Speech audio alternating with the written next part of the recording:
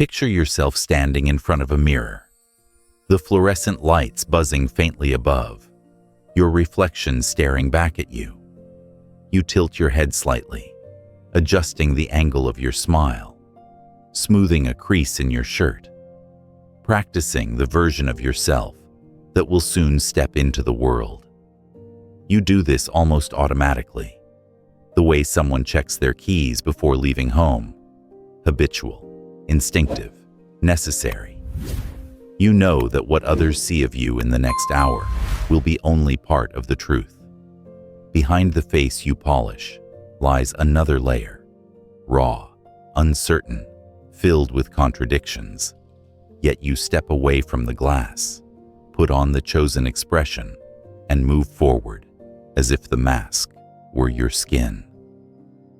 Welcome to the quiet theater you inhabit every single day. This is where your hidden motives begin their performance, and where the story of the elephant in the brain first unfolds. Masks are not mere costumes. They are survival strategies. You wear them at work, with family, with strangers on the street. Each mask is tailored, sometimes meticulously, sometimes hastily, to protect you from judgment, rejection, or even your own discomfort. Think of how you've ever answered the question, "How are you?" with a bright, "I'm fine," while chaos churned inside. That reflex, that instinct to shield, is one of humanity's most universal habits. Yet rarely do you pause to ask, what price do you pay for these facades? I remember moments when I rehearsed my words before walking into a room, stringing together sentences that sounded confident, though my heart pounded with doubt. Perhaps you know this feeling. Standing in a crowded gathering, laughter echoing, conversations weaving around you like tangled threads, and all you can think is, do I belong here? Will they see through me? In such moments, a mask becomes armor. You project composure even when you crave acceptance, or you shrink into politeness when you long to shout your truth. The mask becomes a companion, both protecting and suffocating. Why do you feel compelled to put it on in the first place? Part of the answer lies in the ancient need to belong. Humans are social creatures. Your ancestors survived not because they were the strongest, but because they were accepted by their group. To be cast out was a death sentence. That legacy still lives in your nervous system. When you sense disapproval or the possibility of rejection, your body reacts with primal urgency, a quickened pulse, tightened muscles, a subtle urge to hide. The mask offers you safety in those moments. It's the bridge between your authentic self and the social approval you think you need. But here's the paradox. While masks protect you, they also distance you. The more you rely on them, the less others truly know you. Imagine a friend who always appears cheerful, never letting their sadness slip through. At first, their sunny mask is comforting, but over time, you might sense a hollowness, an invisible barrier. Relationships built only on facades feel fragile, like glassware set too close to the edge of a table. And when you are the one wearing the mask, you may begin to feel invisible even as you're surrounded by people. There's another layer too, the variety of masks you switch between. Think about the confident professional you play at work, the obedient child you revert to around parents, the witty friend at a party, the quieter self when alone with a partner. None of these roles is fake. They're fragments of your identity. But the constant shifting can leave you wondering, which one is truly me? The answer may be all of them, and none of them at once. You are both the actor and the script, improvising through life's shifting stages. Sometimes the mask fits so tightly that you forget it's there. Social media is a vivid example. You curate images, captions, and stories, tiny windows into your life that often highlight success, beauty, or happiness. Yet behind the post, you may be curled on the couch in sweatpants, wrestling with doubt. Each like feels like applause for the performance, reinforcing the illusion while leaving your deeper self unseen. It's tempting, isn't it, to keep showing the highlight reel, because the world applauds the mask while ignoring the unpolished truth. But what happens when the mask becomes unbearable? You might feel a gnawing sense of loneliness, even in a crowd. You might notice the strain of always acting, the fatigue of pretending. I remember nights after social events where my cheeks ached from forced smiles, my voice hoarse from endless small talk, and my heart heavy with the thought, none of them really knows me. Perhaps you've felt this too, that unsettling awareness that you are playing roles in a story that doesn't feel like your own. It takes courage to unmask yourself, even slightly. Vulnerability feels dangerous because it exposes your tender parts, the places where rejection could hurt the most. Yet paradoxically, vulnerability is also where connection thrives. Think of the conversations where someone dared to confess a fear, a mistake, or a secret longing. In those moments, the room shifts, walls fall.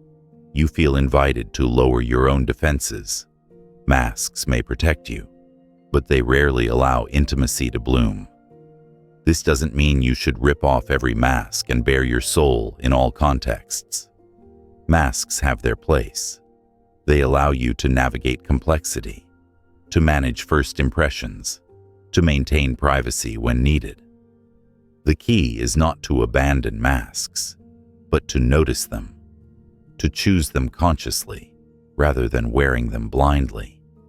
When you realize you are slipping into a mask, you gain power, the power to ask, do I need this right now? Or can I risk showing more of myself? So how do you begin? One practical step is reflection. Tonight, when the noise of the day has faded, take a notebook and write about the roles you played. Who were you at work, at home, with friends, with strangers? Which masks felt comfortable? Which felt suffocating? What did you hide, and why? This exercise is not about judgment, but awareness. With awareness comes choice.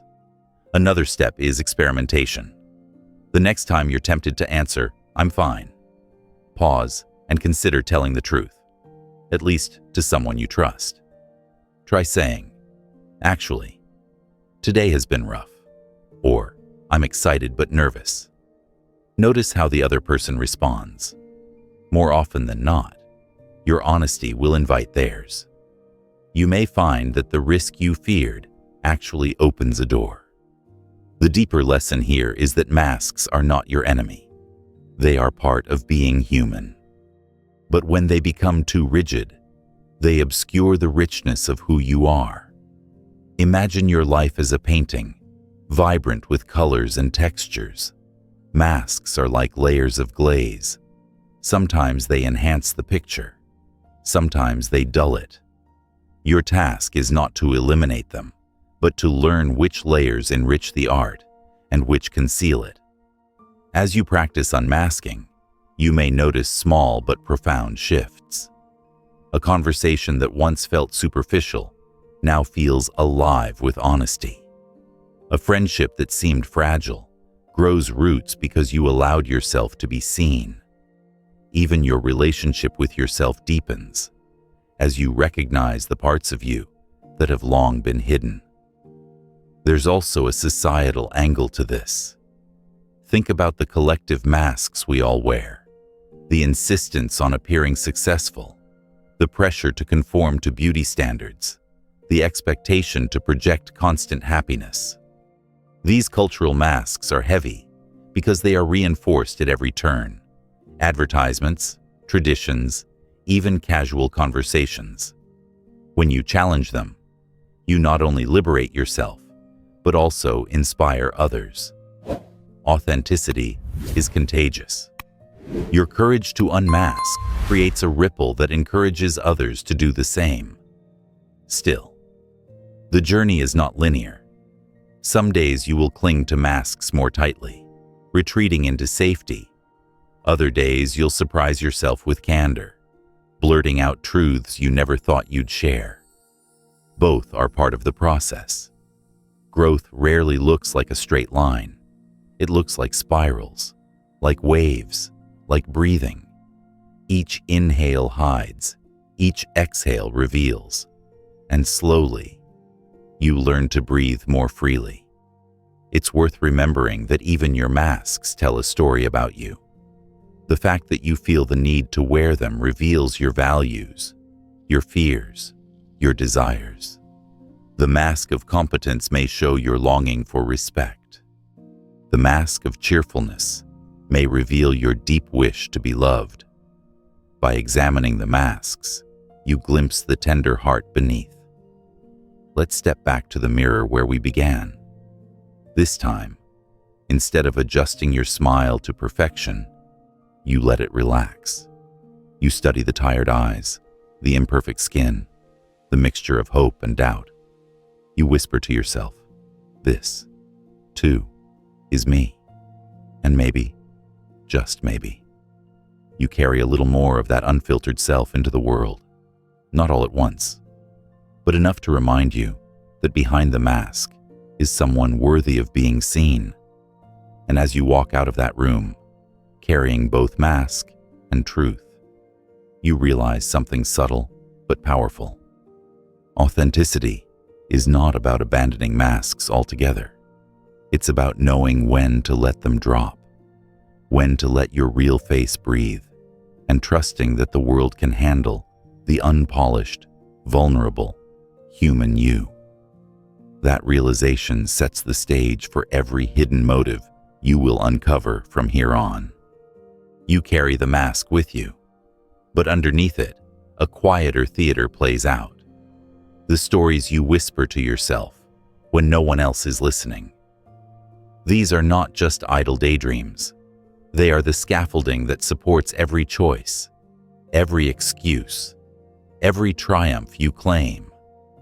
Think of them as the invisible narrator in your mind, constantly spinning a plot where you always have a role, and usually one that makes you look a little better than reality might suggest. Imagine the last time you justified a decision that didn't sit quite right. Maybe you turned down an opportunity and told yourself it wasn't aligned with your values, when in truth, it frightened you. Or maybe you stayed in a situation that drained you, insisting you were being responsible, when deep down, you knew it was fear of change. The mind is a brilliant author of half-truths. It edits, rearranges, and embellishes until the story you tell yourself feels not just reasonable, but righteous. I remember standing in a hallway outside a classroom years ago, explaining to a friend why I hadn't applied for a scholarship. I painted my choice as deliberate, even strategic. "It's not the right fit," I said, my voice steady, though inside I burned with the knowledge that I hadn't applied because I doubted I could win. That narrative protected me from the sting of possible rejection. Instead of seeing myself as someone who shied away, I could cast myself as someone who knew better, someone intentional.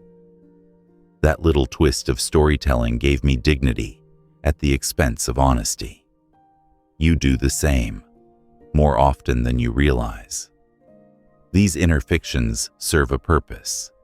They soften your regrets, make your past feel consistent with your present, and protect you from the chaos of randomness.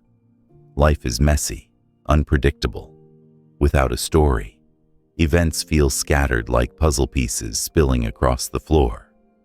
With a story, you can at least pretend there's a picture forming. But the danger lies in how thoroughly you believe your own tales. Once you accept them as absolute truth, you lose the ability to question them. They become invisible walls, shaping your identity. You may tell yourself, "I'm not creative," because of a single comment years ago, and live inside that narrative as if it were law. You may convince yourself, "I'm always the dependable one," and in doing so, deny yourself the right to rest or to receive help. These stories don't just explain your past, they dictate your future. The stories you tell also ripple outward, affecting how others see you. When you recount your past choices, you usually paint yourself in a way that elicits sympathy or admiration. "I had to take that job. My family needed me. I ended that relationship because I knew it wasn't healthy." The more you repeat these accounts, the more they solidify, and soon even your closest friends may never glimpse the murkier truths beneath them. The irony is that while these narratives protect your image, they also isolate you, because real connection flourishes in the unvarnished details, not the rehearsed lines. There's another twist: hindsight bias. You look back on your path as if it were obvious all along, forgetting the doubt, the hesitation, the alternative routes you considered. You tell yourself, "Of course I ended up here. It was meant to be." This rewrite comforts you, but it erases the courage it took to step into uncertainty. It flattens your story into inevitability, when in truth, it was full of detours and near misses. When you claim, "I knew it all along," you rob yourself of honoring the messy bravery of not knowing. So what can you do? Start by noticing the moments when you rush to justify. Catch yourself when you begin with, "I had no choice," or "It just made sense." Pause and ask, "Is this the full story? Or is it the polished version I prefer?" Write down both, the clean narrative and the messy undercurrent. Allow yourself to sit in the discomfort of the raw truth. Maybe you stayed silent in a meeting, not because it was strategic, but because you feared being dismissed. Naming that fear does not make you weak. It makes you honest. This practice is not about tearing down your self-esteem. It's about reclaiming the richness of your lived experience. Your messy truths carry more wisdom than your polished tales. By acknowledging them, you give yourself permission to grow. Think of it like tending a garden. The weeds, the dirt, the tangled roots are not failures. They are the ecosystem that allows blossoms to appear. You might wonder, why not let the comfortable story remain? Isn't it kinder to yourself? Sometimes, yes. A gentle narrative can be a balm when pain is raw. But if you cling to it too long, it calcifies. The story becomes a prison instead of a shelter. I remember telling myself for years that I wasn't good at math, a narrative born from a single harsh comment by a teacher. It kept me safe from embarrassment, but also locked me out of opportunities where numbers could have become tools instead of enemies. Only when I challenged that story, when I allowed myself to relearn, to make mistakes, did I realize the tale I'd repeated had cost me more than the truth ever would. Your identity is stitched from these stories, but the fabric is flexible. You can unpick the threads, weave in new colors, and create a different design. When an old story tells you, "You always quit too soon," you can respond, "Sometimes I left because I knew it wasn't right." When another insists, "You're not brave," you can recall the small moments when you acted despite trembling. In rewriting, you're not lying, you're reclaiming. And there's a surprising gift in sharing the unpolished versions with others. Vulnerable storytelling breaks the spell of perfection. When you admit, "I didn't apply because I was scared," you invite someone else to whisper, "Me too." Suddenly, your fear becomes a bridge, not a barrier. The messy story becomes the place where human connection ignites. So how do you begin to live with these stories instead of under them? One method is journaling without filters. Write the raw account of a decision before layering it with justifications. Capture the doubt, the fear, the messy motives. Later, write the version you would normally tell others.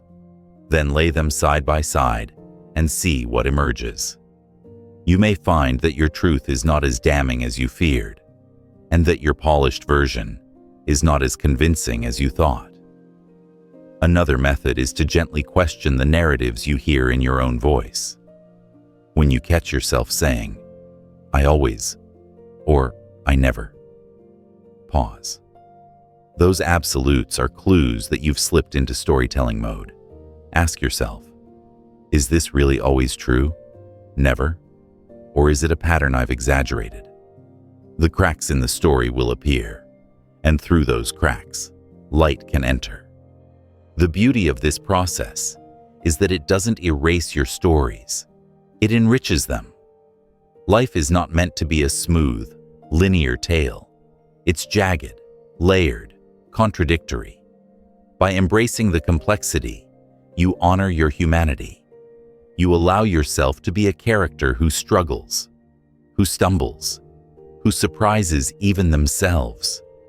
And that character is far more compelling, far more real than the flawless hero you try to portray. As you continue walking through the corridors of your mind, carrying both mask and narrative, remember this: stories are powerful, but they are not destiny.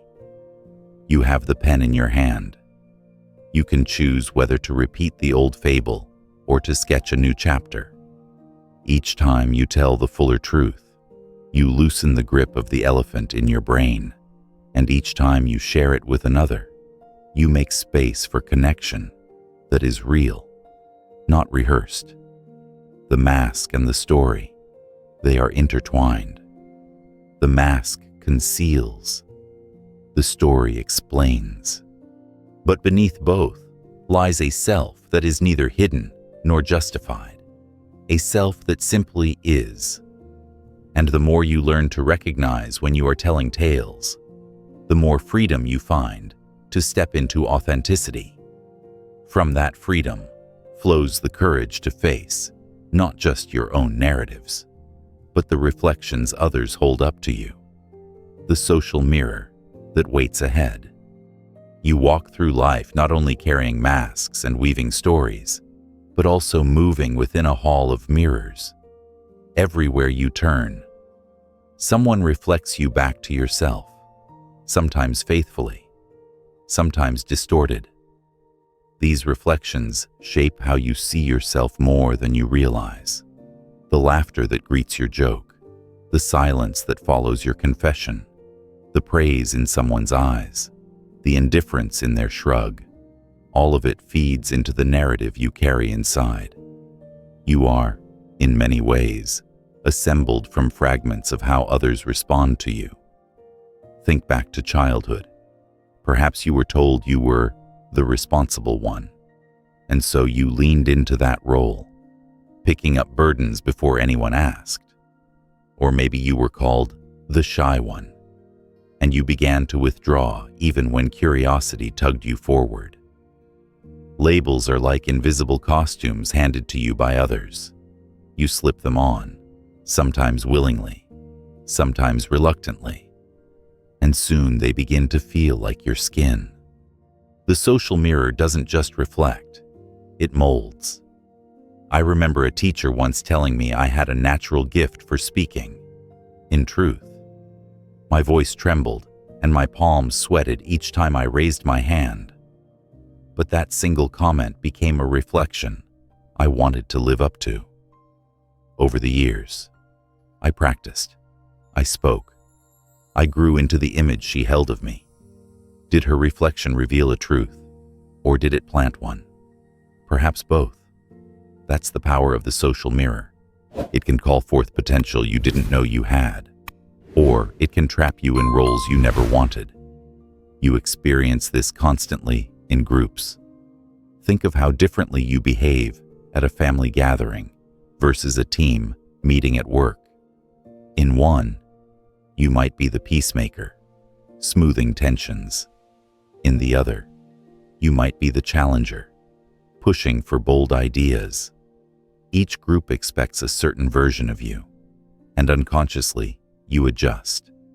It's not hypocrisy, it's adaptation. But it raises a question. How much of you is chosen, and how much is assigned by the mirrors around you? The social mirror can be generous. Compliments, encouragement, and recognition often lift you, helping you see qualities you overlook in yourself. A simple, "I believe in you," can echo for years, changing the trajectory of your choices. Yet the mirror can also wound. A careless remark, "You'll never make it," "You're too much," "You're not enough," can lodge like a splinter in your identity. Long after the moment passes, you carry that reflection as if it were gospel. And then, there's the subtlety of group dynamics. Have you ever noticed how laughter spreads in a crowd, or how silence thickens when someone defies the unspoken rules? Groups create invisible scripts. You feel the pull to conform, to mirror the group back to itself. This is why trends take hold so quickly, why dissent feels so risky. To go against the mirror is to risk rejection, and your ancient brain still interprets rejection as danger. So you adjust your smile, bite back your opinion, echo the group's tone, and in doing so, you reinforce the mirror's power. Social media amplifies this to a dizzying degree. Every like, comment, and view becomes a reflection of who you are, or at least who you appear to be. You may post something vulnerable and find yourself scanning for validation in digital applause. Or you may share a polished highlight reel and watch the numbers climb, feeling both flattered and strangely hollow. The mirror here is relentless, constant, addictive. It shapes not just your image, but your behavior. You begin to choose experiences not for their meaning, but for their shareability. The challenge is learning to discern between reflection and reality. When someone praises you, it may reveal something true, but it may also reveal their own perspective, needs, or projections. When someone criticizes you, it may point to a blind spot, but it may also expose their insecurities. Mirrors reflect, but they distort according to the angle, the lighting, the cracks in their surface. If you take every reflection as fact, you risk losing sight of your own face altogether. So how do you navigate this hall of mirrors without becoming lost? The first step is awareness. Notice the labels and expectations that cling to you. Ask yourself, is this who I am, or who they believe me to be? Write down the roles others have cast you in: caretaker, rebel, achiever, dreamer. Then ask, which of these feel authentic? Which feel imposed? Which feel outdated? This reflection is not about rejecting every role, but about choosing consciously. The second step is balance. Seek multiple mirrors, not just one. If you rely solely on one person's reflection, be it a parent, a partner, or a boss, you give them disproportionate power over your identity. Broaden your circle. Surround yourself with people who see different sides of you, who encourage growth rather than confinement. The more varied the reflections, the clearer the composite picture of who you are. The third step is daring to show yourself without waiting for a mirror. This means speaking an opinion, even if it's unpopular, expressing an emotion, even if it might be misunderstood, stepping into a role that no one has yet imagined for you. These acts feel risky because they are not validated immediately by reflection. But in doing so, you create new mirrors. You invite the world to adjust to a truer version of you. I recall a moment when I chose to voice a perspective in a group that I knew would be unpopular. My heart raced, my throat tightened, but I spoke. The initial silence was heavy, but then something unexpected happened. Another person nodded, then another added their own thought. The mirror shifted. What had seemed like a solid wall of consensus cracked open to reveal hidden diversity. In daring to break from the reflection, I helped reshape it. The social mirror is not your enemy. It's a tool, a force, a reality of being human. But when you forget its distortions, you risk living for others' eyes instead of your own truth. You can appreciate the mirror without worshiping it. You can learn from it without surrendering to it. And most importantly, you can remember that beneath every reflection is a face that existed before any mirror was held up. In the end, the goal is not to smash every mirror, but to cultivate discernment. When you walk through a hall of mirrors at an amusement park, you know the reflections are warped. One makes you tall and thin, another short and wide. You laugh because you understand the distortion. Imagine bringing that same playfulness into your daily reflections. When someone labels you, you can smile and think, that's one angle, but not the whole picture. When a group expects conformity, you can remind yourself, their script doesn't have to be my destiny. The hall of mirrors will never vanish. You will always live among reflections. But you can learn to walk with steadier steps, grounded not in the shifting images around you, but in the quiet knowledge of your own unpolished, authentic self. That grounding is essential, because beyond the masks and the stories and the mirrors lies a deeper layer still. The hidden motives you may not even admit to yourself, the desires that whisper beneath the surface, shaping your every move without your conscious consent. Those motives wait for you just beyond the glass. Beneath the masks you wear and the stories you spin, under the glare of the social mirror, lies a quieter current that guides your every move. These are the hidden motives, those subtle, often unacknowledged desires that drive decisions even as you insist your reasons are noble or rational. You tell yourself you're working late to honor your commitment, but perhaps part of you craves recognition. You insist you're buying the fancy watch because it's durable, yet deep down, you know you want the status it signals. The surface explanations are neat and flattering. The motives beneath are messier, primal, and harder to admit. You live in a culture that prizes clarity and integrity. So you grow skilled at presenting motives that sound admirable. You donate to charity and highlight the cause. But perhaps you also savor the glow of appearing generous.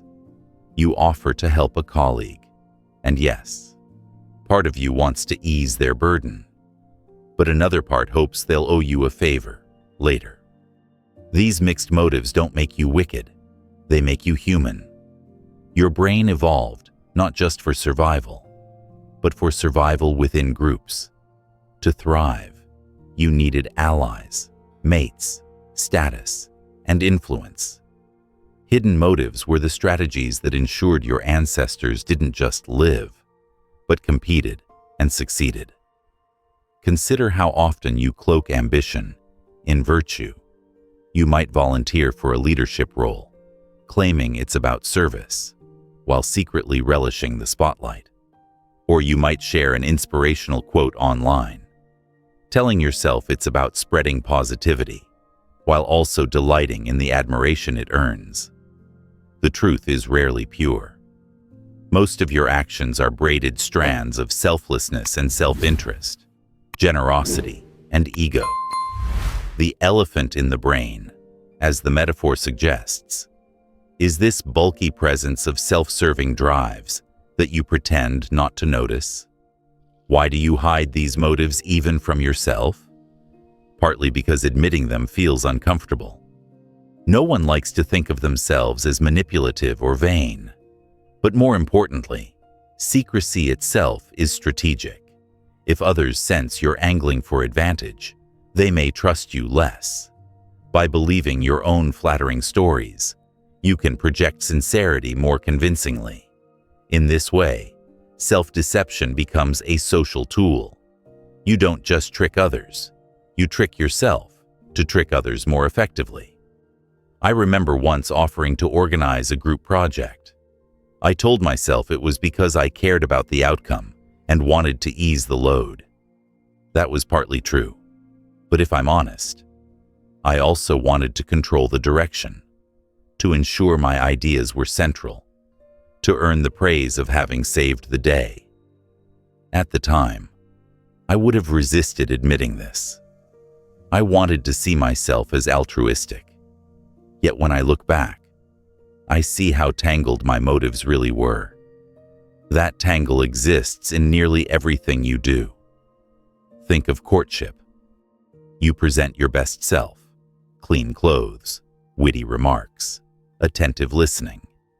You may claim it's all about showing respect or sharing your authentic side, but beneath lies a primal motive: attracting a partner, securing connection, ensuring your genes or your emotional needs continue.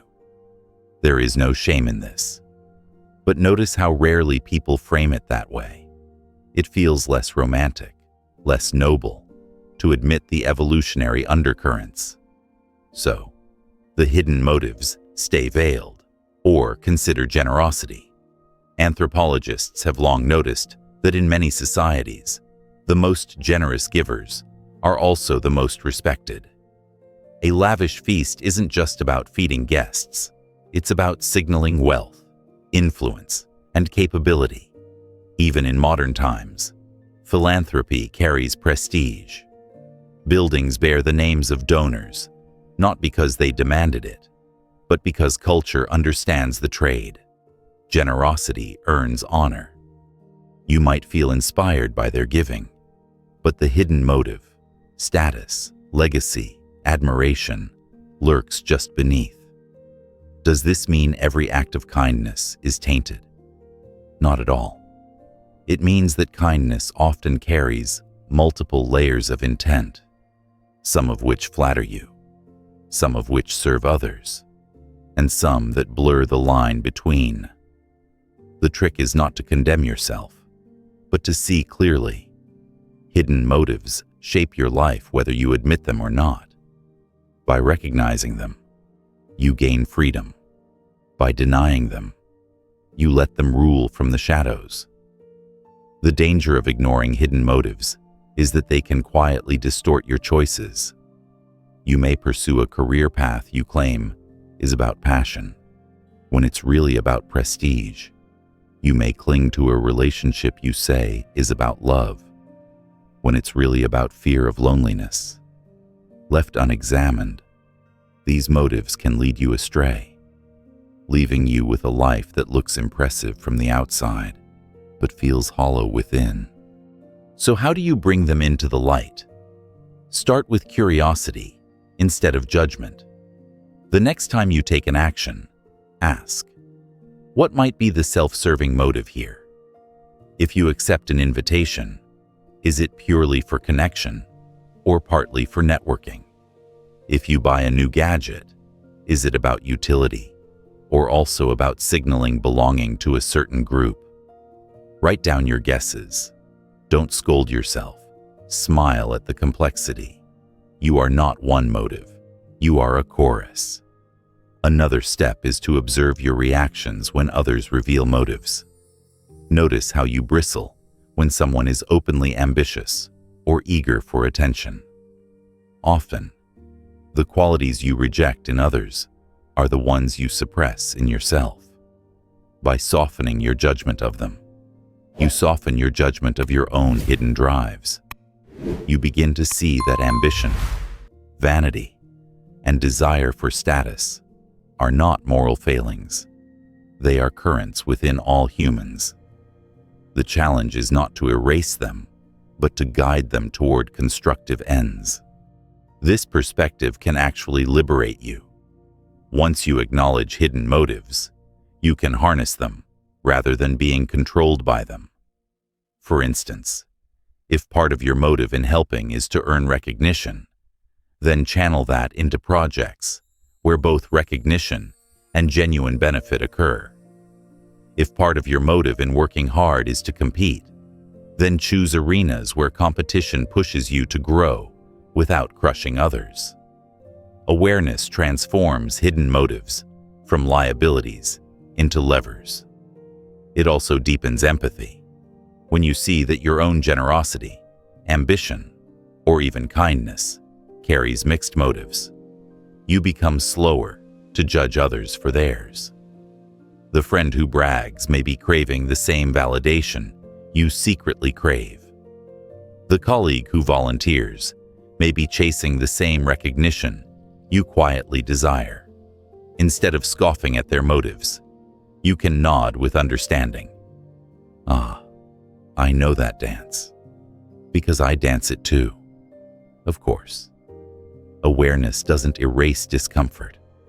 There will still be moments when you squirm at the realization that part of your motive is self-serving. You may think, if people knew, they'd think less of me. But here lies the paradox. The more you admit to yourself the full spectrum of your motives, the more authentic you feel. The mask loosens, the story softens, and the mirror becomes clearer. You no longer have to insist you're purely altruistic or entirely noble. You can own the blend, self-interest and sincerity side by side. Think of hidden motives as the undercurrent of a river. On the surface, the water looks smooth, flowing predictably. Beneath, unseen currents push and swirl, altering the path. You can't stop the undercurrent, but you can learn to navigate it. You can steer with awareness, adjusting your course rather than pretending the current doesn't exist. So pause now and ask yourself, what is the hidden motive behind your most recent choice? Not the one you told others, not the polished explanation, but the whisper underneath. Name it gently. Let it stand beside the noble reason. Notice how much lighter it feels when you stop hiding it. Notice how much more honest your reflection becomes when you admit both the surface and the depths. Because the truth is this: the elephant in your brain is not a monster to be slain, but a companion to be understood. It is bulky, yes, and sometimes inconvenient, but it reveals the raw forces that make you human. By acknowledging it, you step closer to authenticity, not farther. And with that authenticity, you gain the courage to confront not just hidden motives, but the ways you actively avoid them, the denial, the blind spots, the resistance that keeps the elephant invisible in the first place. That confrontation lies just ahead. Now that you've peeled back a few layers, revealing the tangled roots of your motives, it's time to face a more complex challenge: denial. There is a subtle, insidious power to denial that hides in plain sight, operating not just in your mind, but in every corner of your life. Denial isn't simply about avoiding unpleasant truths. It's about creating a reality that feels safer, more manageable. It whispers to you, convincing you that what you see is all there is. But deep down, you know something is off. You feel the tension between what you say is true and what you can no longer ignore. Denial builds a bridge between the life you present to the world and the one you're trying to avoid. Think about a time when you couldn't face a truth, so you pushed it away. Maybe you knew your relationship was faltering, but you didn't want to admit it because the idea of confronting the fear of being alone felt unbearable. Or perhaps you stayed in a job that no longer fulfilled you, telling yourself, "I'm just being responsible." All the while, your inner voice was screaming for change. Denial isn't a one-time trick. It's an ongoing process. You don't wake up one day and say, "I'm going to deny everything." Instead, it creeps into your thoughts and actions, subtly convincing you that things are okay, even when they're not. You can't see the elephant standing in the middle of the room because you've become so skilled at pretending it's not there. I remember a time when I was stuck in a situation that felt wrong for me, yet I refused to acknowledge it. I would look for justifications, create elaborate stories about how it was all fine, how this discomfort was normal, how it would pass. And I told myself over and over that I was being patient, that it was just a phase. Every time I tried to face the truth, that I wasn't happy, that I wasn't living the life I truly wanted, I would quickly distract myself. I threw myself into work, into social media, into anything that could distract me from what I didn't want to face. But the truth never left. It just waited, quietly, behind the veil of denial, until one day, it became too loud to ignore. It wasn't the discomfort of my life that hurt me the most. It was the realization that I had been avoiding the pain for so long that I'd lost track of my own needs, my own desires. Denial is a powerful coping mechanism, especially when the truth feels too overwhelming to handle. It's a survival strategy that helps you function when facing harsh realities would be paralyzing. But over time, it becomes like a soft blanket, covering your ability to truly engage with the world around you. Denial keeps you from dealing with the elephant that's standing right in front of you, and in doing so, it prevents you from growing. You can only walk through life so long with your head in the sand before the weight of everything you've ignored catches up to you. But here's the twist. Once you finally admit to yourself that denial exists, once you pull back the curtain and let in the light, the elephant starts to shrink. The truth becomes a companion rather than an adversary. It's not as terrifying as you feared. In fact, the moment you stop avoiding the truth, you start to feel a release, a sense of relief. What once seemed like an insurmountable burden becomes something you can actually handle. Denial only grows stronger when you refuse to see it. It thrives in the shadows, fed by avoidance and fear. But when you bring it into the light, you realize it doesn't have to control you. There's another key here too. Denial isn't just about lying to yourself. It's about the narratives you create that shield you from facing the discomfort of change. You say, "I'm happy in this job," but inside, you know you're not. You tell yourself, "This relationship is fine," but deep down, you know you're staying because you fear being alone. Denial allows you to keep living in the present moment without confronting the uncertainty of change. But here's the truth. Avoiding change is often more uncomfortable in the long run than facing it head-on. This brings us to a deeper question. Why do you avoid the truth in the first place? Why do you build this cocoon of denial around yourself? Sometimes it's about fear. Fear of what will happen if you face the reality. If you admit you're unhappy in your relationship, it means confronting the pain of breaking it off.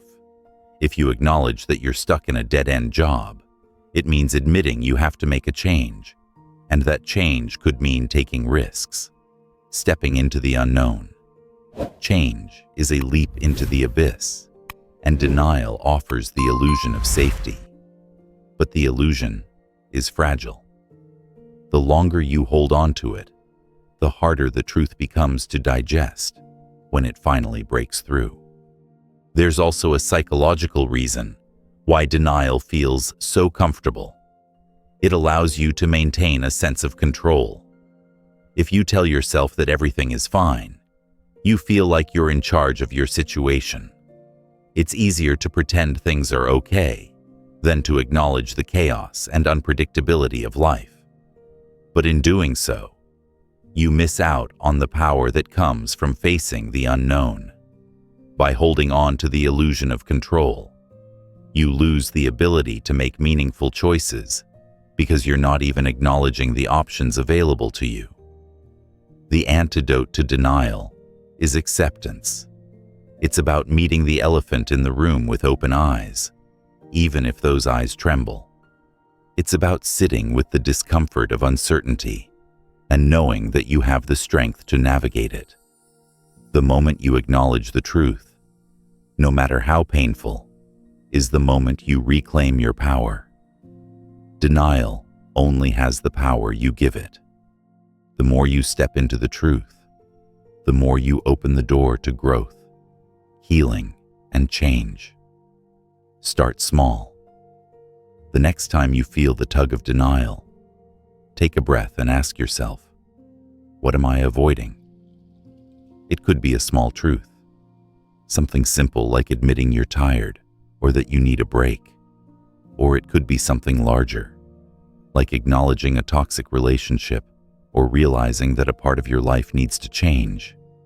Write it down, say it out loud, and when you do, feel the weight lift, even just a little. Each time you face the truth, even in small ways, you make it easier the next time. Denial doesn't hold the same power when you stop allowing it to. Eventually, the truth won't seem so scary anymore. The elephant, once monstrous and intimidating, will become just another part of your reality, something to work with, not something to fear. You'll be able to move through life with more authenticity because you've accepted the messiness of your motivations, your fears, and your desires. Denial may still whisper from time to time, but you'll recognize it for what it is, a protective mechanism, not the gospel truth. And with that recognition comes freedom. The freedom to stop pretending and start living. When you stop denying the uncomfortable truths, you step into a more authentic version of yourself. You begin to live in the world as it truly is, not as you wish it to be. And this shift, this gradual shedding of the illusions, is the gateway to self-discovery, transformation, and, ultimately, peace. Now that you've faced denial and acknowledged the motives that drive your actions, there's another significant challenge that looms large: rationality versus emotion. These two forces often tug at you, pulling in different directions, creating an internal tug-of-war. Rationality demands logic, order, and control. It urges you to make decisions based on facts, predictions, and structured planning. On the other hand, emotion surges with its own logic, a chaotic, passionate force that colors every decision with desire, fear, and longing. Often, these two forces feel like opposites, one grounded in reason, the other carried by impulse. But in truth, they are two halves of a whole, intertwined and inseparable. You may have experienced this inner conflict many times. A decision looms ahead, and rationally, you know what should be done. You've calculated the pros and cons. You've analyzed the risks. But your heart? It tells you something entirely different. It tugs you toward a path that promises excitement, fulfillment, or even love, without the guarantee of success or safety. This is the dance between your mind and your heart, a battle between what is practical and what feels right. Think about the last time you made a difficult decision. Perhaps it was a career choice, a relationship decision, or a move to a new place. Rationality told you one thing, perhaps a more stable, financially secure path. But your emotions pulled you in another direction. You might have felt a deep longing for a career that aligned with your passions, or a relationship that made you feel alive. At the time, it felt like logic and emotion were speaking two entirely different languages. I remember a time when I was faced with a career decision that seemed like a no-brainer. On paper, the job was everything I could have asked for: prestige, stability, a clear career path. My rational mind said, "Take it." But my emotions, my inner compass, were screaming for something else. They whispered about creativity, freedom, and working in a field that felt more aligned with who I was. The struggle between what I should do and what I wanted to do left me paralyzed. My mind told me I was being irrational, but my heart? It told me the safe path was slowly killing my spirit. It's easy to assume that rationality is the wise, mature choice, and that emotion is impulsive, immature, or even dangerous. But this view ignores a crucial truth. Emotions are not just irrational forces. They are powerful indicators of what matters to you. The heart does not lead you astray. It simply leads you where your deepest desires and needs lie. Emotions are the language of the soul, and while they may not always align with your immediate logic, they offer insight into what your authentic self truly craves. The challenge comes when you suppress your emotions in favor of rational thinking, as so many people do. It can feel safer, after all, to follow logic and avoid the unpredictable nature of emotional decisions.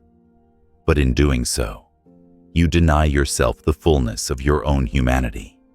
You may find yourself making choices that seem good on paper, but feel hollow in practice. The promotion that made sense financially, but left you exhausted and uninspired.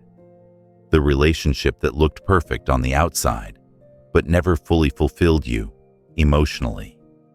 The lifestyle that's stable, but feels like a slow, quiet suffocation.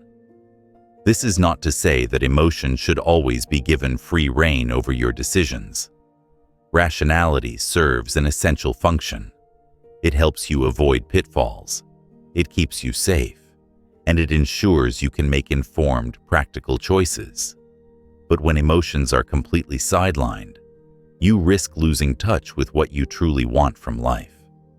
Rationality tells you to calculate and weigh risks, but emotion invites you to ask the deeper question: what do I value? What makes me feel alive? What is my heart yearning for? There is a beautiful intersection between rationality and emotion that, when balanced, creates harmony. The key is to recognize that each has its strengths and weaknesses. Rationality excels in guiding you through practical matters, like finances, logistics, and long-term planning. But emotion excels in understanding your desires, your capacity for joy, and your sense of meaning. When both forces work together, they can guide you to choices that are both practical and fulfilling, grounded in what you truly value. Think about how your emotions can enhance your rational decisions. For example, let's say you're planning to move to a new city. Rationality will guide you through the necessary logistics, finding a place to live, considering the cost of living, and determining the job market. But emotion, it will help you decide whether that city will make you feel at home. whether it will nurture your soul, whether you'll find a community there that makes you feel connected and alive. When you let emotion be part of the decision-making process, you begin to make choices that are not just practical, but also deeply fulfilling. On the flip side, emotions can also cloud your judgment. You might be so enamored by the idea of a new opportunity that you ignore the practical risks, your finances, your long-term goals, your obligations. Emotions can blind you to reality, creating a picture of perfection where none exists. So while emotion should never be disregarded, it also shouldn't be the sole driver of your decisions. The key is to strike a balance, to cultivate this balance. Try this practice. When making a decision, take the time to separate your thoughts from your feelings. Take a moment to quiet your mind, to feel into the situation. Ask yourself, what does my body feel? What am I yearning for? Then, once you've connected with your emotions, bring in your rational mind. Think through the options logically. What will the consequences be? What risks are involved? How will this decision impact my future? By considering both your emotional desires and practical considerations, you'll be able to make decisions that honor both your heart and your mind. Another powerful tool is emotional intelligence. Emotional intelligence is the ability to recognize and understand your emotions and the emotions of others, and then to use that awareness to manage your behavior and relationships. It helps you make more informed decisions, respond to situations with greater empathy, and navigate complex social dynamics. Cultivating emotional intelligence allows you to honor your emotions without being controlled by them. It gives you the tools to balance the head and the heart, to listen deeply to both forces, and to choose wisely. When you embrace both your rational mind and your emotions, you begin to make decisions that reflect your truest self. You step out of the cycle of conflict and confusion, allowing yourself to listen to the wisdom of both your heart and mind. You learn to trust yourself more, to make choices that are not just logical, but also aligned with your inner truth. This process is not always easy. It requires patience, self-awareness, and vulnerability. But the rewards are profound. When you align your mind and heart, when you listen to both and honor both, your life begins to flow more naturally. You become the architect of your own future, not dictated by external forces or conflicting inner drives. You find yourself making decisions that bring you joy, fulfillment, and peace. The battle between rationality and emotion is not one that can be won or lost. It's a dance. It's a conversation between the parts of you that want security and the parts of you that want meaning. The beauty lies in the balance, in the harmony that comes when you let both guide you. As you go forward in life, remember that both your mind and your heart are allies. Together, they can help you navigate the complexities of life with wisdom and authenticity. The next time you face a difficult decision, listen to both your heart and your mind. Let them speak, and in the quiet space between their voices, you will find the guidance you seek. At the intersection of your emotional pulls and rational calculations, there lies another layer of complexity: culture. It influences nearly every decision you make, often without you realizing it. From the moment you're born, you're shaped by the stories of your family, your community, and the society around you. These cultural influences are deeply embedded in your beliefs, your values, and even your behaviors.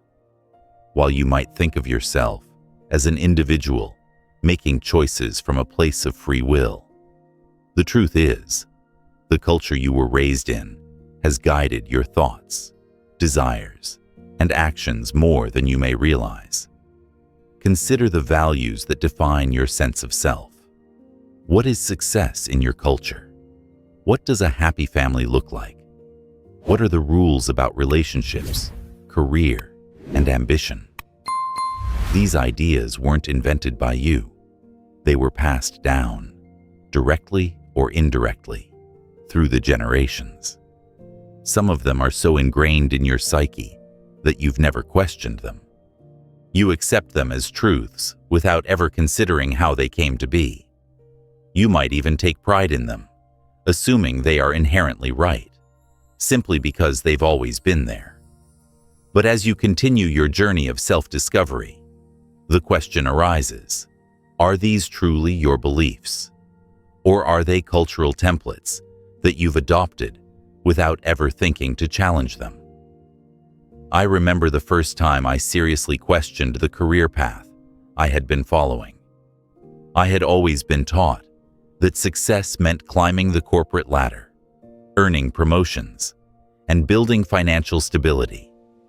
I followed this trajectory without hesitation, not because I loved the work, but because I thought it was the right thing to do. It was the model I had seen in my family, in my community, and in the stories that permeated society. The idea of success was clear and rigid, defined by status, salary, and external recognition. But as I got older, I began to feel a deep dissatisfaction, a sense that what I had been taught to desire wasn't actually fulfilling me. It wasn't easy to let go of this cultural expectation. The idea of pursuing something outside the established path seemed like a risky, perhaps even reckless, choice. I feared disappointing my family, letting down friends who expected me to continue in a stable career. Yet, as I began to question these cultural assumptions, I realized something profound. My own desires didn't fit neatly into the molds I had inherited. I wanted more than financial success. I wanted to create, to explore, and to contribute in ways that aligned with my true values. But that meant rejecting the cultural script I had been handed. This cultural tension is something we all navigate, consciously or unconsciously. It's easy to think of culture as a set of external rules imposed on us. But in reality, it becomes internalized. It's like an invisible force that steers you even when you think you're making independent choices. If your culture prizes individualism, you may feel pressured to prove your uniqueness. If it values community, you may feel the need to conform. These cultural narratives don't just shape how you think, they shape how you feel about success, happiness, relationships, and identity. In many societies, there is a strong cultural drive for achievement and status. From childhood, you're encouraged to excel in school, to earn accolades, and to build a career that's not just personally satisfying, but socially recognized. Your self-worth often becomes tied to how others perceive your success. The pressure to meet these expectations can be overwhelming, especially when what others define as success doesn't resonate with your heart's true desires. I recall a conversation with a close friend who had been raised in a collectivist culture. Success in her community wasn't defined by individual accomplishments, but by how well she supported her family and contributed to the collective good. For her, it wasn't just about personal career growth. It was about preserving harmony, meeting the expectations of her elders, and maintaining familial pride. Yet, despite her deep love for her family, there was a quiet part of her that longed for personal achievement, for the chance to follow her own dreams. But her culture, with its emphasis on duty and responsibility, kept her feeling trapped. The weight of these cultural values kept her from pursuing a career she was passionate about, simply because it didn't align with the family's expectations. This dilemma is not confined to a specific culture. It's universal. In Western cultures, individualism often takes precedence. The idea that you should be yourself and pursue your own happiness is embedded in the fabric of society. But this ideal can also be a double-edged sword. The pressure to define success for yourself, to be constantly striving for personal fulfillment, can lead to burnout, isolation, and even feelings of inadequacy when you inevitably fail to live up to that ideal. In cultures that prioritize community and interdependence, the drive for personal success can feel selfish or even dishonorable. The tension between following your personal desires and respecting cultural expectations can create inner conflict that feels impossible to resolve. But here's the interesting part. Recognizing these cultural influences is the first step in finding your authentic path. You may not be able to change the culture you were born into, but you can begin to see how it has shaped your decisions, your relationships, and your sense of identity. And once you see it, you have the power to choose. Do you continue to follow these cultural scripts, or do you carve out a new path that better reflects who you are and what you truly want? This process of reevaluating your cultural influences is both liberating and challenging. It requires self-awareness and courage, but it also provides an opportunity to embrace the richness of your cultural heritage without being bound by it. You can hold on to the parts of your culture that resonate with you, that give you strength, that connect you to your roots, while also stepping into your own individuality. It's not about rejecting culture altogether. It's about understanding how it shapes you and choosing consciously how to engage with it. Consider this. When was the last time you truly questioned the cultural expectations placed on you? Whether it's related to your career, your relationships, or your role in society. Take a moment to reflect on whether these cultural narratives are serving your true self. Are you living according to your authentic values, or are you adhering to a path simply because it's what others expect? One practical exercise is to reflect on a recent decision and ask yourself how culture influenced it. Did your cultural background push you toward certain choices? Did it hold you back from others? By identifying these influences, you can begin to separate your personal desires from the external pressures. You can begin to make decisions based on what you value, not just what society dictates. The good news is that by reclaiming your agency, you can bring balance to these forces. You don't have to abandon the rich traditions and values of your culture, but you can also create room for your individual identity. This is the true essence of living authentically, acknowledging where you come from, but also having the courage to chart your own course. Culture will always play a role in shaping who you are, but when you see it clearly, you have the power to decide how it will influence you. You can honor your heritage while forging a new path that reflects your true self. As you move forward, take a step back and ask, how has culture shaped your decisions? What have you inherited? And what will you choose to keep or leave behind? Embrace this journey of self-discovery and cultural reflection. The more you understand about how culture influences you, the more control you gain in creating a life that truly represents your authentic self.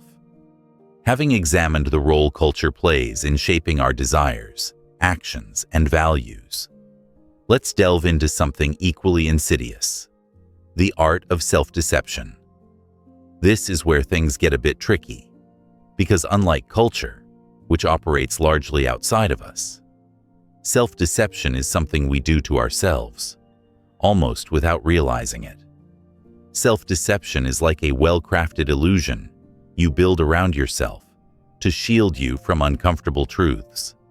It's a defense mechanism, yes, but one that keeps you in a state of denial about your own behavior, motivations, and desires.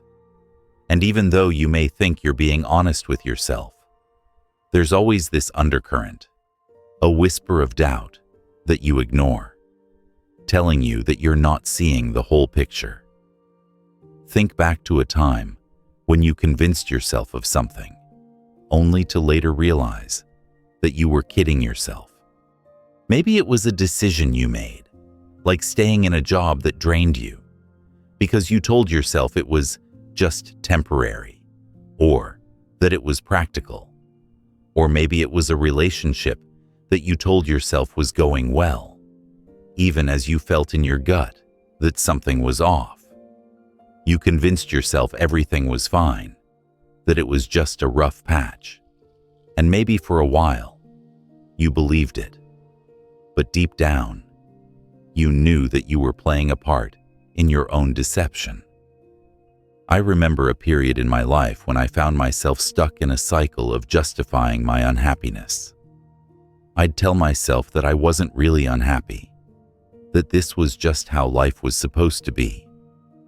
I was doing the right thing. After all, I had a job that paid well. I was living up to society's expectations, and I was keeping up with appearances.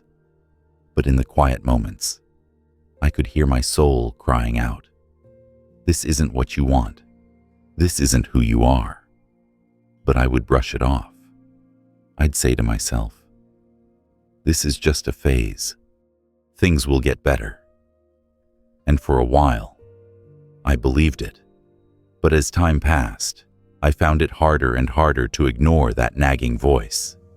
The truth, it seemed, wasn't going to let me off the hook so easily. It became clear that I was deceiving myself to avoid confronting the discomfort of change, of stepping into the unknown, of breaking out of the life I had created to please others. Self-deception had become my crutch, allowing me to continue down a path that wasn't aligned with my true desires. The tricky thing about self-deception is that it's not just about lying to yourself. It's about believing the lie. When we deceive ourselves, we construct an alternative narrative that we buy into, a story that protects us from facing difficult realities.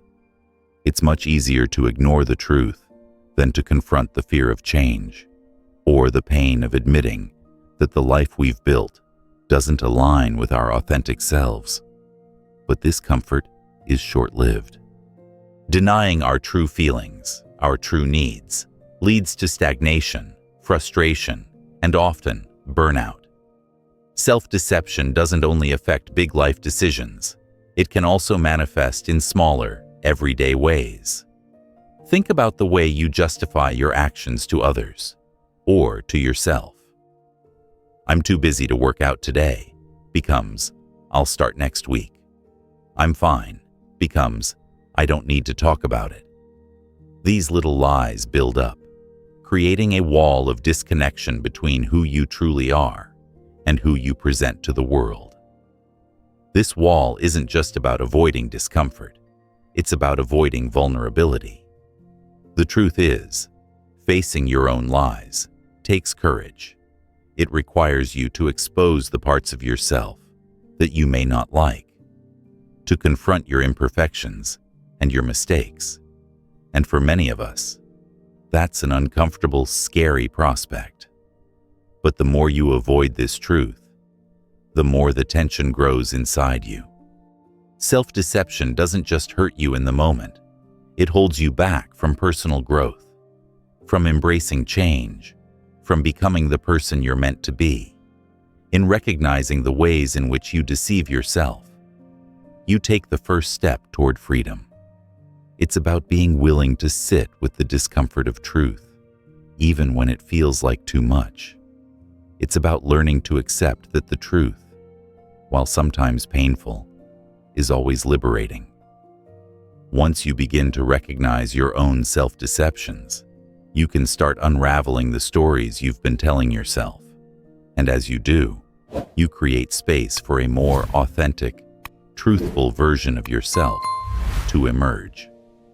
Here's a practical tip to begin this process. Start by journaling about your motivations. What are the reasons behind the choices you make? Are you justifying them to protect yourself from discomfort or fear? Write down your thoughts without editing them, without trying to make them sound good. Let yourself be honest with yourself. This practice may feel vulnerable, but it's the first step toward releasing the hold that self-deception has on your life. The more you practice self-awareness, the more you'll see the areas in which you're lying to yourself. This doesn't mean that you should start beating yourself up for being dishonest. It simply means acknowledging that, for whatever reason, you've been avoiding facing certain truths. Once you recognize these patterns, you can begin to change them. Another tool for addressing self-deception is mindfulness. Mindfulness allows you to be present in the moment, to observe your thoughts and feelings without judgment. It helps you separate the story you tell yourself from the reality of the situation. When you catch yourself justifying your actions, ask yourself, is this truly what I want? Or is this a story I'm telling myself to avoid something difficult? In time, mindfulness can help you identify your self-deceptions more clearly and take steps to change them. The truth is, self-deception is a natural part of being human. We all do it, to some degree. But it's also something we can change. When you stop deceiving yourself, you open the door to growth, authenticity, and, ultimately, freedom. You no longer need to maintain the facade to play the role that others expect of you. You can step into the truth of who you are, embrace your imperfections, and begin living in alignment with your true self. The more you challenge your self-deceptions, the more you'll learn about your real motivations, your desires, and your purpose. Self-deception is a way of keeping yourself safe, but it also keeps you stuck. When you let go of the lies, you make room for transformation, and the transformation you're capable of is beyond anything you could have imagined when you were living in the comfort of self-deception. So, take a moment and ask yourself, what truths have I been avoiding? What lies have I been telling myself to maintain comfort or avoid discomfort? And, most importantly, what would it look like if I allowed myself to face these truths? The act of confronting your own deception can feel like a weight being lifted off your shoulders. And in that space of honesty, you will find the freedom to become who you truly are. Having faced the uncomfortable truths of self-deception, you're now prepared to take on another pressing challenge in our journey: the burden of expectation. This is perhaps one of the most overwhelming forces you will encounter throughout your life. It is subtle but powerful, shaping everything from your career choices to your relationships, your self-worth to your personal happiness. Society, family, friends, and even strangers place expectations upon you. They shape the path you're supposed to walk, defining what success, happiness, and even fulfillment should look like.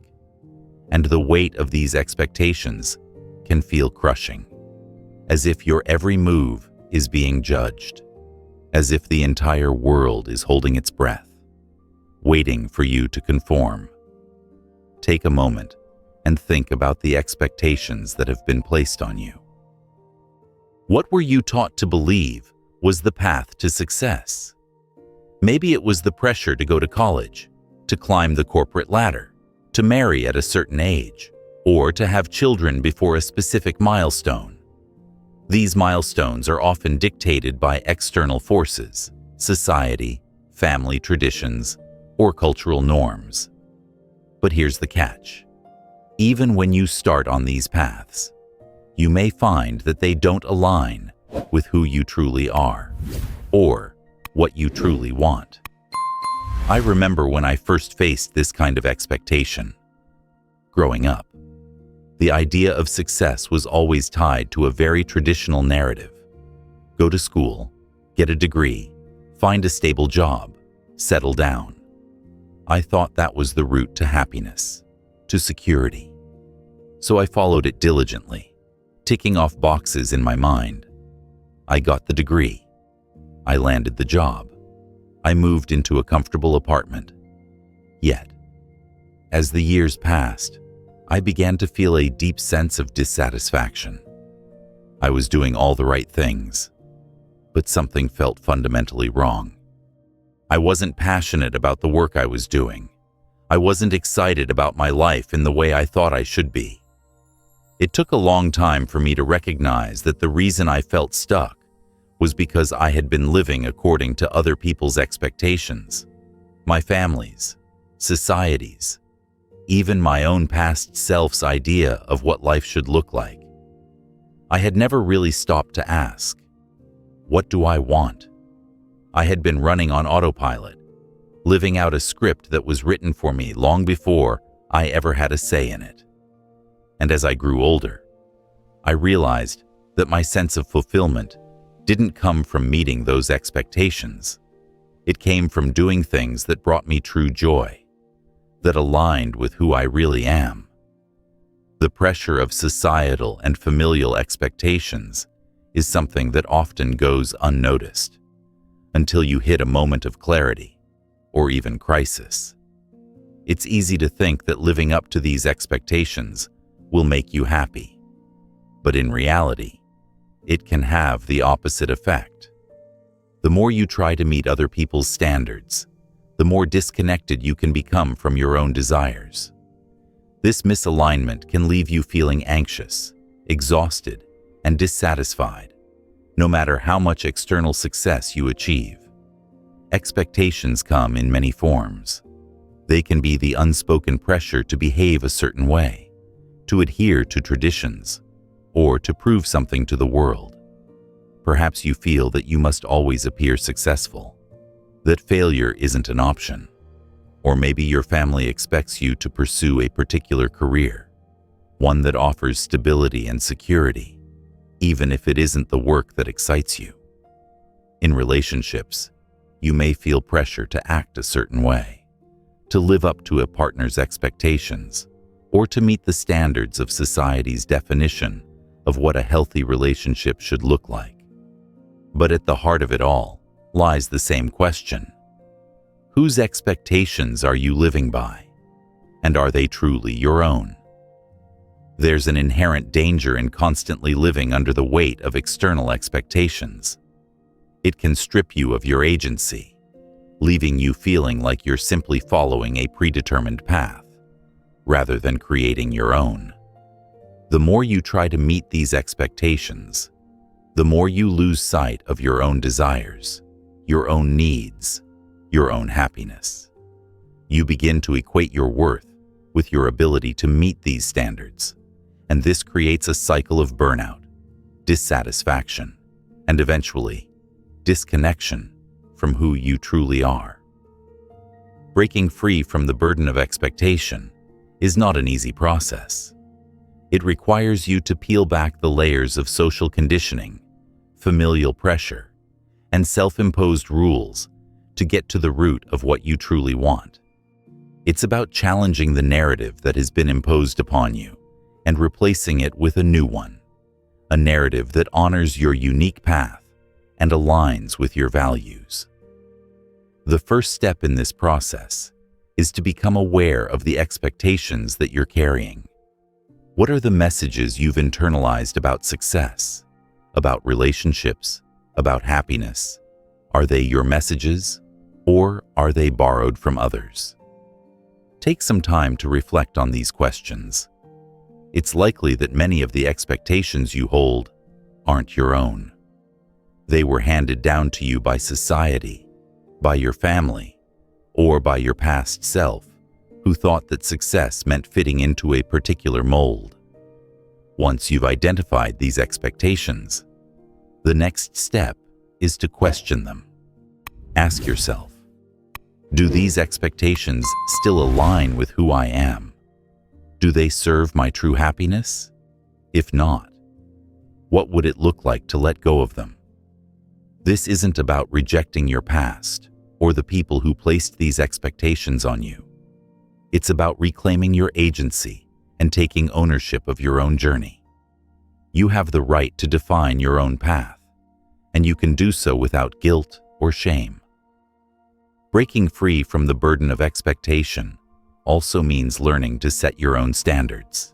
Instead of trying to meet other people's definitions of success, take time to define success on your own terms. What does it look like for you to live a fulfilling life? What do you need to feel content, to feel proud of yourself? These are the questions that matter, because they reflect your true desires, not someone else's. This process of redefining your life can be daunting, but it's also incredibly freeing. Once you realize that you don't have to live up to anyone's expectations but your own, you can begin to make decisions that align with your values and your heart's true desires. You can choose the career that excites you, the relationship that nurtures you, the lifestyle that supports your well-being. You can let go of the need to prove anything to anyone, and in doing so, you free yourself to live authentically on your own terms. A practical exercise to help you move through this process is to spend some time reflecting on the expectations you've internalized. Create a list of the expectations that you feel burdened by, and then write down why you feel you need to meet them. Are these reasons based on your true desires, or are they influenced by societal pressures or other people's opinions? Once you have this clarity, ask yourself what would happen if you let go of these expectations. How would your life change? What choices would you make if you didn't feel the weight of these external pressures? You may find that letting go of expectations doesn't mean you abandon everything you've worked for. It simply means that you're creating room for your authentic self to emerge, and for your decisions to be guided by your inner truth, not by the need to please others or fit into a mold. By releasing the burden of other people's expectations, you create space for a life that is true to who you are. Now that we've explored the impact of expectations, let's shift our focus to relationships and the hidden agendas that shape them. Relationships, whether personal, familial, or professional, are among the most complex and often misunderstood areas of our lives. They can be sources of deep connection and joy, but they can also carry unspoken motives, insecurities, and desires. At the heart of many relationships lies a delicate web of agendas, where people's actions are driven not just by love or friendship, but also by underlying needs for validation, power, or control. Understanding these hidden agendas is essential for navigating relationships in a way that fosters genuine connection, rather than manipulation or misalignment.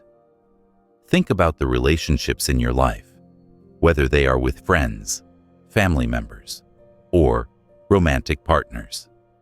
How often do you find that the dynamics are shaped by more than just the surface-level interaction?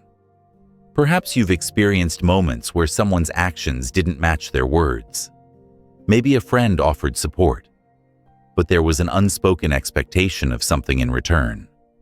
Or a partner expressed love, but you couldn't shake the feeling that they wanted you to behave a certain way, to fulfill a role that wasn't truly you.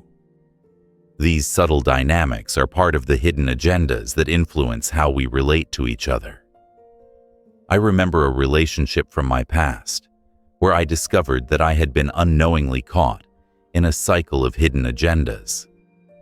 I had always believed that my partner's affection for me was unconditional, and while it was, in many ways, sincere, there was an underlying expectation that I would meet certain emotional needs that had nothing to do with love. Over time, I realized that this dynamic created an imbalance. I began to feel that I was more of a source of validation than a partner in a relationship of equals. I loved them, and they loved me. But beneath the surface, there was a complex mix of desires, control, fear of abandonment, and the need to feel secure that influenced our interactions. This was not a malicious dynamic, but it was one that, once recognized, made me realize the role hidden agendas played in our relationship. Hidden agendas are often driven by unconscious needs or fears. These agendas might be related to power, where one person wants to feel dominant in the relationship, or security, where someone might want constant reassurance or attention. In many cases, these agendas stem from unhealed wounds or unmet emotional needs from childhood. For instance, someone who grew up feeling neglected or abandoned may bring those insecurities into their adult relationships, seeking validation or approval from their partners. They may not even realize they're doing it, but their need for emotional security may subtly drive their actions, shaping the entire dynamic of the relationship. Recognizing these hidden agendas is a critical first step in transforming your relationships. It allows you to address the deeper needs that are driving the behavior and to respond in a way that promotes healing and authenticity. The challenge, however, is that these hidden agendas often go unnoticed, or worse, are accepted as normal. In many cases, we're so used to the roles we play in relationships that we don't question them. We take on the role of the fixer, the nurturer, the caregiver, or the rescuer, not realizing that we're carrying the emotional load for someone else's unresolved issues. This dynamic can be draining and ultimately disempowering for both parties involved. One of the most powerful things you can do is to begin to question the roles you are playing in your relationships. Are you responding to someone's hidden agenda, or are you acting from a place of authenticity? Are you being manipulated, consciously or unconsciously, to fulfill someone's emotional needs that you shouldn't be responsible for? Recognizing these dynamics can be challenging, but it's the first step toward creating healthier, more balanced relationships. A practical way to begin exploring the hidden agendas in your relationships is to practice mindfulness. Start paying attention to your reactions in conversations and interactions. Do you find yourself agreeing to things you don't want to do, just to avoid conflict? Do you feel compelled to play a particular role, like the peacekeeper or the problem solver, even when it's draining? These are signs that hidden agendas may be at play. By noticing these patterns, you can begin to peel back the layers of unspoken expectations and identify where they are coming from. Another important step is to communicate openly and honestly about your needs and boundaries. It's easy to get caught in a cycle of unspoken expectations, where both parties are afraid to voice their true feelings or desires. But the only way to build authentic relationships is through vulnerability and transparency. If you feel like your needs are being ignored, or that someone is manipulating you into fulfilling their emotional voids, speak up, share your concerns, and be willing to listen to theirs as well. True intimacy is built on open, honest communication, where both partners are free to express themselves without fear of rejection or judgment. It's also important to recognize that hidden agendas don't always come from a place of malice. Often, they stem from fear of abandonment, fear of not being loved, or fear of being vulnerable. These fears are deeply human, and we all have them in one form or another. But when we allow these fears to dictate our behavior, we create dysfunction in our relationships. Addressing these fears head-on, rather than letting them control us, is the key to transforming our relationships and creating deeper, more authentic connections. I encourage you to take some time to reflect on your relationships. Are there hidden agendas at play, either consciously or unconsciously? Are you fulfilling a role that isn't truly yours to play? If so, what would it look like to step out of that role and show up as your authentic self? Start by being aware of the roles you play and ask yourself whether they serve your true needs. Once you begin to identify the agendas that influence your relationships, you can start to dismantle them and create more honest, open, and balanced connections with those you care about. Relationships are meant to be sources of support, love, and mutual growth, not power struggles or emotional manipulation. By recognizing hidden agendas, you free yourself from the shackles of these unconscious dynamics and open the door to more meaningful connections. You don't have to carry the emotional weight for others, nor should you allow others to carry it for you. It's about mutual respect, honest communication, and, above all, authenticity. So, I challenge you to take a closer look at your relationships. Are they built on honesty and mutual respect, or are hidden agendas silently shaping the way you interact? By uncovering these hidden layers, you take back control over your emotional life and set the foundation for healthier, more fulfilling relationships. As we move forward, let's explore one of the most transformative elements in human relationships: the power of vulnerability. Vulnerability is often seen as a weakness, something to be protected against at all costs. We guard our hearts and our truths, thinking that to expose our authentic selves is to invite harm.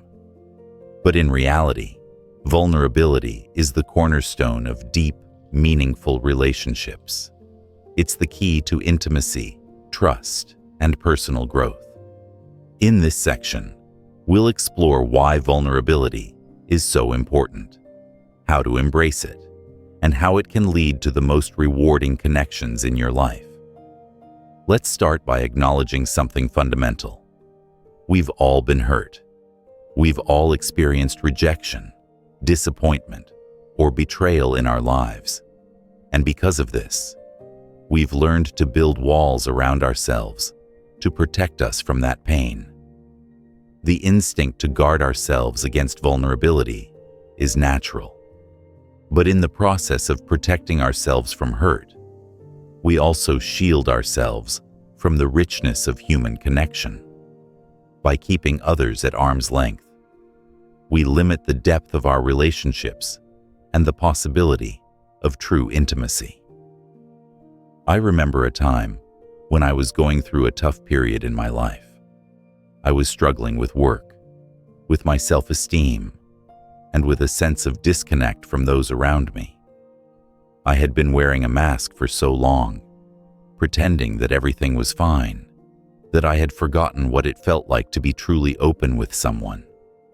At first, I resisted the idea of vulnerability. I didn't want to burden anyone with my problems. I thought that by keeping my struggles to myself, I could protect others from my emotional weight. But in doing so, I isolated myself further. The more I kept to myself, the more alone I felt. And yet, the idea of letting someone in, of being truly vulnerable, terrified me. But one day, I decided to take a leap of faith. I opened up to a close friend, sharing with them the struggles I had been facing. To my surprise, rather than feeling judged or pitied, I felt a sense of relief. It was as if a weight had been lifted from my shoulders. For the first time in months, I felt seen, heard, and understood. In that moment, I realized that vulnerability isn't about being weak. It's about being human. It's about allowing yourself to be seen in your most authentic form, without the masks, without the pretenses. And in doing so, you invite others to do the same. This was a turning point in my life. I began to understand that vulnerability doesn't make you weak. It makes you strong. It takes courage to open up and share your true self with others, especially when the world often tells you to keep your struggles hidden. But in embracing vulnerability, you create the space for deeper connections, where trust and empathy can flourish. Think about the relationships in your life. How many of them are built on vulnerability? How many times have you held back, fearing judgment or rejection, only to find that the other person is doing the same? It's a cycle of silence, of holding back our true selves. But when we choose to break this cycle and open up, we invite others to do the same. We create an environment where authenticity thrives, where real connections are possible. Here's the thing about vulnerability. It's not just about sharing your struggles or pain. It's also about sharing your joys, your dreams, and your successes.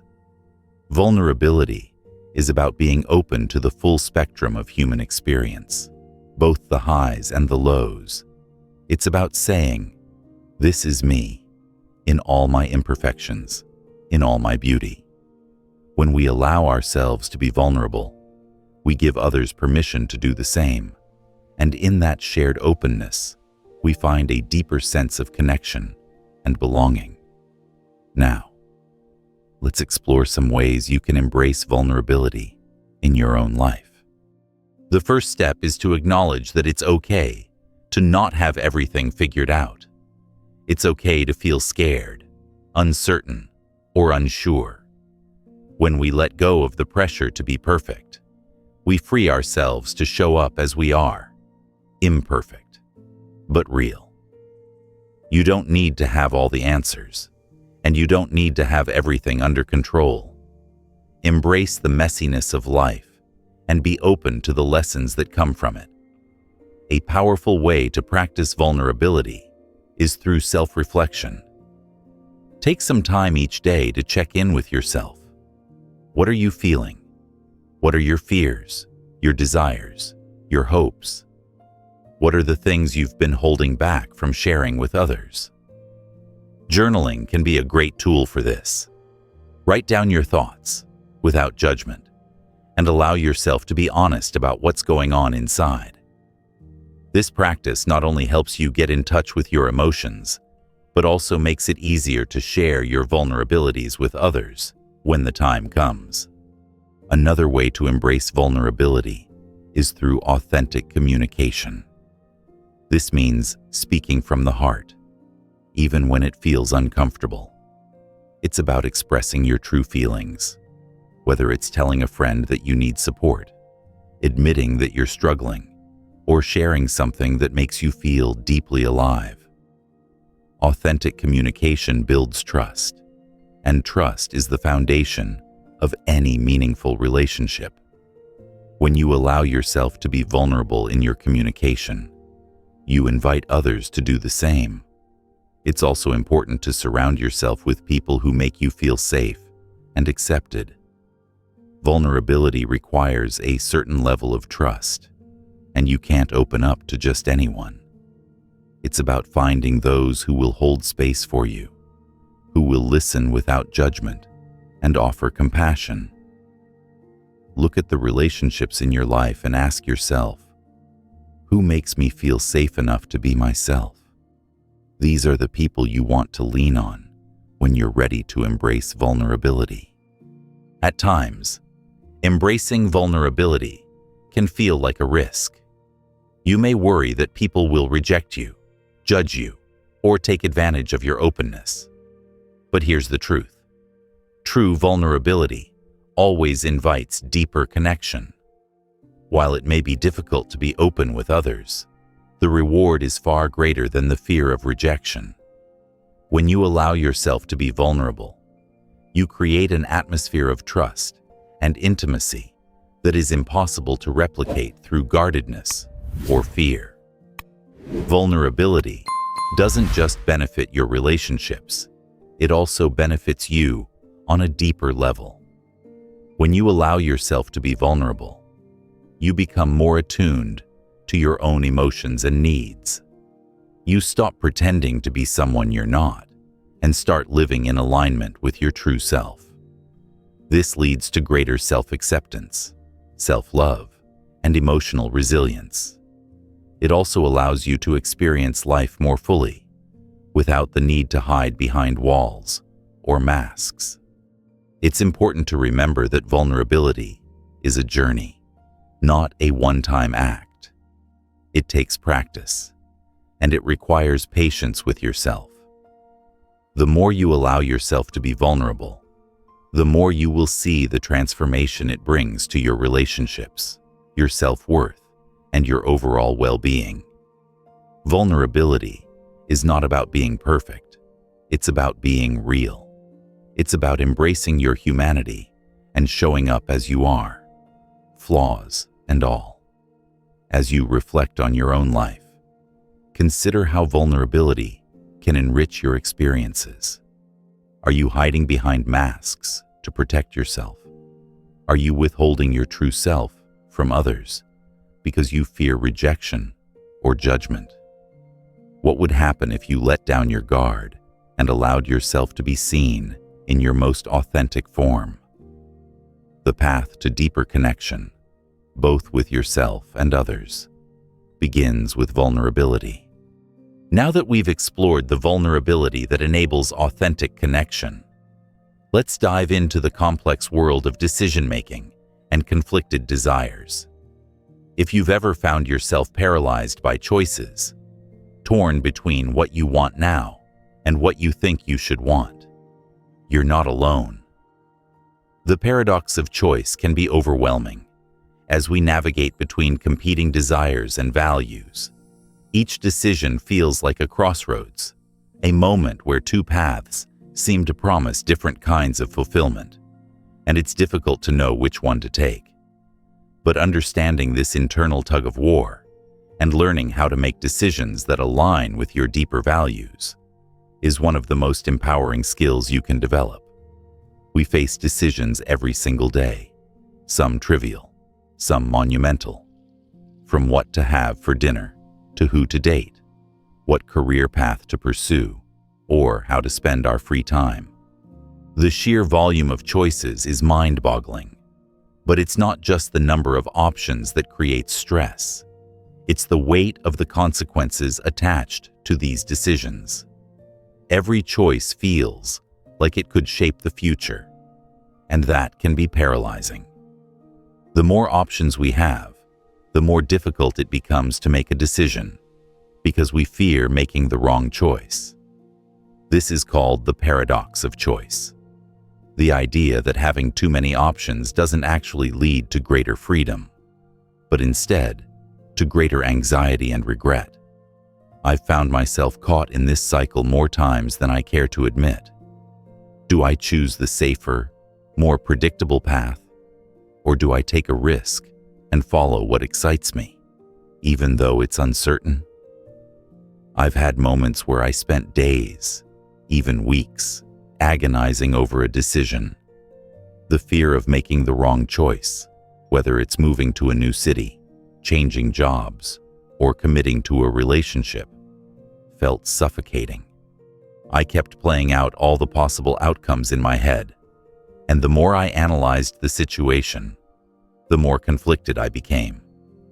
The problem is that when we get too caught up in overthinking and second-guessing ourselves, we lose touch with our intuition.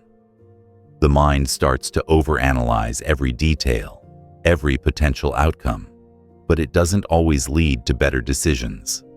In fact, the more we try to rationalize every choice, the more we paralyze ourselves with doubt.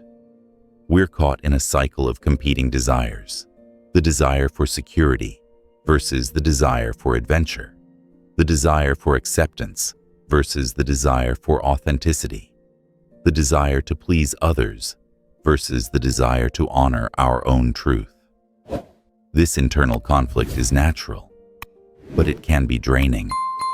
When we are torn between competing desires, it's easy to feel lost and unsure of where we truly stand. We end up second-guessing our choices and even questioning our values. The path forward may seem unclear, and the idea of making a decision feels overwhelming. But there's a way to break out of this cycle. Get in touch with your deeper values. Often, our decision-making process gets clouded by external pressures, expectations from family, society, or the people around us. But when you strip away these influences and focus on what you truly value, the path forward becomes clearer. When you align your decisions with your core values, you not only make choices that feel authentic, but you also build a life that resonates with your true self. Take a moment and think about the last big decision you faced. What factors were influencing your choice? Was it fear of judgment, fear of failure, or the desire for approval from others?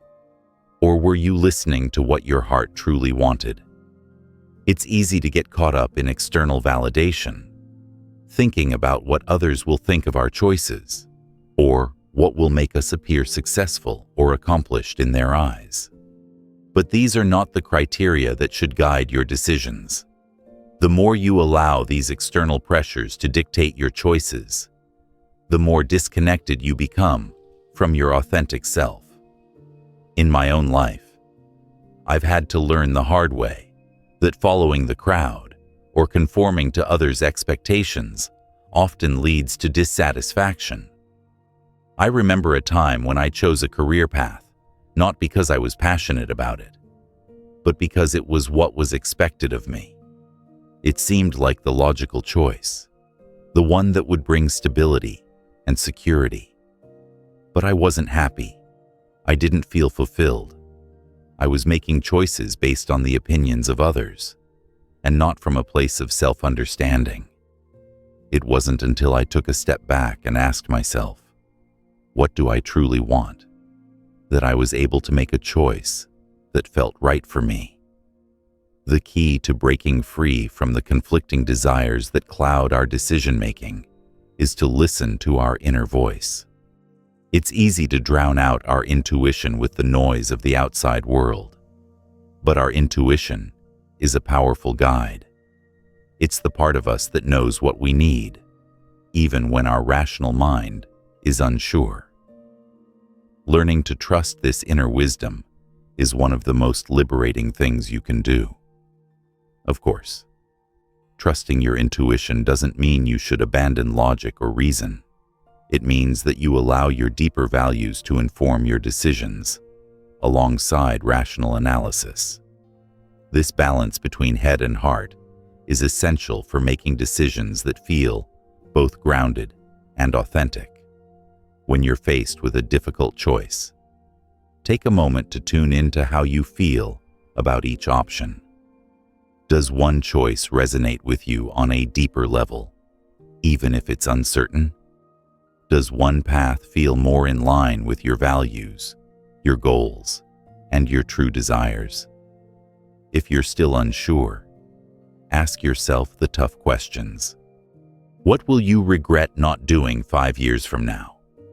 What decision aligns with the person you want to become? Often, the answers aren't as complicated as we make them out to be. The answers are in the quiet spaces, in the moments of stillness when we stop overthinking and start listening. Another way to navigate conflicting desires is to prioritize. It's easy to get bogged down in the small details, to feel overwhelmed by all the options. But when you focus on your core values, everything else falls into place. If you value personal growth over stability, that's a guiding principle that can help you make choices that honor your need for change. If you value connection over status, that will influence how you engage with others and how you navigate relationships. By clarifying your values, you make decisions that are in alignment with your true self, rather than simply reacting to circumstances or pressures from others. In the end, making decisions based on your values brings a sense of peace, because you know you're living authentically. The fear of making the wrong decision fades when you understand that there are no perfect choices, only choices that reflect who you are in this moment. And even if the path you choose doesn't turn out exactly how you imagined, you will have the confidence that it was the right choice for you, given what you valued at the time. So, when you find yourself at a crossroads, torn between conflicting desires, I encourage you to pause and reflect on your deeper values. Take the time to listen to your intuition and align your choices with what truly matters to you. You will find that the path forward becomes much clearer, and the weight of indecision will lift. Trust yourself, trust your values, and move forward with confidence. As we conclude this journey, let's reflect on one of the most profound and elusive concepts of all: the pursuit of happiness. It's a goal we all strive for, a desire that shapes our decisions, our actions, and our understanding of life. Yet, when we dig deeper, we realize that happiness isn't a single destination. It isn't a static state to be achieved once and for all. Rather, happiness is an evolving experience, a delicate balance between contentment, growth, and acceptance. In this final section, we'll explore the true nature of happiness, the role of external validation, and how to cultivate lasting fulfillment. Happiness is often portrayed as something we must chase. We are told that we'll be happy once we land the perfect job, buy the ideal house, or find the perfect partner. Society places tremendous emphasis on milestones, graduations, promotions, marriages, and vacations as the keys to a fulfilling life. But here's the truth. These milestones can bring joy, but they don't guarantee lasting happiness. I've experienced this personally, having reached significant life goals, only to realize that the happiness I expected to feel was fleeting. The new job, the accomplishments, the validation from others, it all felt good in the moment. But when the excitement wore off, I was left with a sense of emptiness. This realization led me to rethink what happiness really is. For a long time, I believed that happiness was the result of achieving certain things, external markers of success. But the more I explored my own experiences and observed the lives of others, the more I came to understand that happiness is far more internal than external. It's not something that can be obtained from accomplishments or possessions. It's something that comes from within, rooted in how we perceive ourselves and our place in the world. The truth is, happiness is about the quality of our experiences, not the quantity of our achievements. It's about how we navigate the everyday moments, how we relate to ourselves and others, and how we choose to respond to life's challenges. When we embrace this understanding, we start to see happiness as a state of being, rather than something to be attained. It becomes less about checking off a list of achievements and more about cultivating a mindset that appreciates the present moment. Consider the moments in your life when you felt truly happy. What were you doing? Who were you with? What made those moments meaningful? Often, happiness is found in the simplest experiences, in a heartfelt conversation with a friend, a quiet walk in nature, or a moment of creative expression. These moments don't require grand achievements or external validation. They require presence, awareness, and an openness to the beauty of life as it is. One of the biggest obstacles to happiness is the pursuit of external validation. We live in a world where our worth is often measured by how others perceive us. Social media amplifies this, with likes, shares, and comments becoming symbols of approval and success. We chase these external markers of validation, believing that they'll bring us happiness. But the truth is, this validation is fleeting. It's based on the opinions of others, and it's often influenced by factors outside our control. We may get a momentary boost from praise or recognition, but it doesn't last. It doesn't fill the deeper void of self-doubt or insecurity. I've found that the more I sought external validation, the less fulfilled I felt. There were times when I would check my social media accounts, eagerly awaiting likes and comments, only to be left feeling empty when they didn't come. I realized that my happiness was too tied to the opinions of others.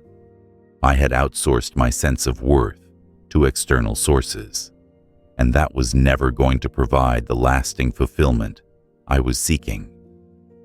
True happiness, I discovered, comes from within.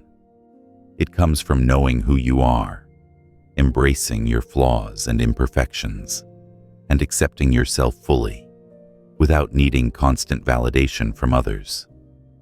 This shift in perspective requires a deep level of self-awareness and self-compassion. Instead of seeking approval from the outside world, we need to turn inward and cultivate our own sense of worth.